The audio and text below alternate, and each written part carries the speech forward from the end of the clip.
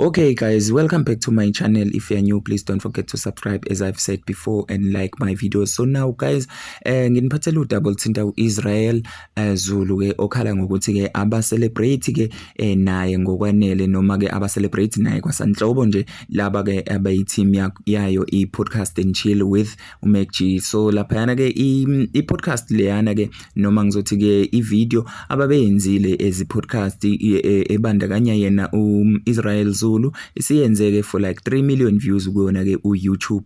So now uyakhala ke naye, he is claiming ukuthi ke why benga celebrate naye, and abantu bala eSouth Africa they have mixed feelings about lento eshiwa yena ke Israel Zulu, and some said that he should have contacted the team directly. So I think lokho enye izinto ebekumele ayenze nayo Israel Zulu before eze efake ama status ekhuluma ngayo ke iPodcast Chill leya, instead of going directly to a team and talk with the team, because truly speaking vele labantu laba basebenzise yena, and lo 3 million views bungeke kuzobe khona ngaphandle ka Israel Zulu presenter lapha yana, and intellectual capacity yakhe nayo part of property yakhe. So that means kumele kube na something vele aba celebrate